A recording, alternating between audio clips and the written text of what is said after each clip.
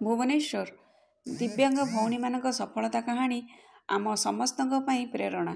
ଦିବ୍ୟାଙ୍ଗ ମହିଳାମାନଙ୍କ ଆର୍ଥିକ ଓ ସାମାଜିକ ସୁରକ୍ଷା ଦାୟିତ୍ୱ ରାଜ୍ୟ ସରକାରଙ୍କର ବୋଲି ଉପମୁଖ୍ୟମନ୍ତ୍ରୀ ଶ୍ରୀମତୀ ପ୍ରଭାତୀ ପରିଡ଼ା ମତ ପ୍ରକାଶ କରିଛନ୍ତି। ଆଜି ମିଶନ ଶକ୍ତି ଭବନଠାରେ ଏକ ଭାବପୂର୍ଣ୍ଣ ପରିବେଶରେ ଦିବ୍ୟାଙ୍ଗ ଭଉଣୀମାନଙ୍କ ସହ ବାର୍ତ୍ତାଳାପ କାର୍ଯ୍ୟକ୍ରମରେ ଉପମୁଖ୍ୟମନ୍ତ୍ରୀ ଶ୍ରୀମତୀ ପ୍ରଭାତୀ ପରିଡ଼ା ଦିବ୍ୟାଙ୍ଗ ମହିଳାମାନଙ୍କ ବିଭିନ୍ନ ସମସ୍ୟା ବିଷୟରେ ଖୋଲା ଆଲୋଚନା କରିଥିଲେ।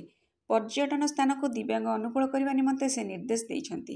ସମସ୍ତ ଦିବ୍ୟାଙ୍ଗ ଭଉଣୀମାନଙ୍କୁ ସୁଭଦ୍ରା ଯୋଜନାରେ ଯୋଡ଼ିବାକୁ ପ୍ରତିଶ୍ରୁତି ଦେବା ସହ ମାନ୍ୟବର ମୁଖ୍ୟମନ୍ତ୍ରୀ ଶ୍ରୀ ମୋହନ ଚରଣ ମାଝୀଙ୍କ ଦିଗ୍ଦର୍ଶନରେ ଆମେ ସମସ୍ତେ ଏକଜୁଟ ହୋଇ ବିକଶିତ ଓଡ଼ିଶାର ସ୍ୱପ୍ନ ପୂରଣ କରିବା ବୋଲି ଶ୍ରୀମତୀ ପରିଡ଼ା ଦୃଢ଼ ମତ ରଖିଛନ୍ତି।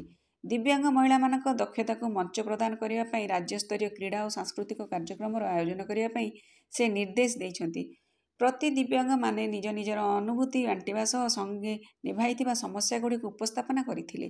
ଏହି କାର୍ଯ୍ୟକ୍ରମରେ ବିଶିଷ୍ଟ ସମାଜସେବୀ ଶ୍ରୁତି ମହାପାତ୍ର ଯୋଗଦେଇ ଓଡ଼ିଶାର ଦିବ୍ୟାଙ୍ଗ ମହିଳାମାନଙ୍କ ସ୍ଥିତି ଓ ପରିସ୍ଥିତି ବିଷୟରେ ବିଶଦ ବିବରଣୀ ପ୍ରଦାନ କରିଥିଲେ।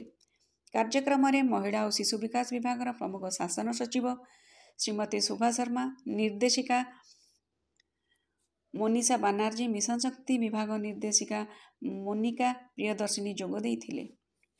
ସମୃଦ୍ଧ ଓଡ଼ିଶାରୁ ରଜତ ମହାପାତ୍ରଙ୍କ ରିପୋର୍ଟ।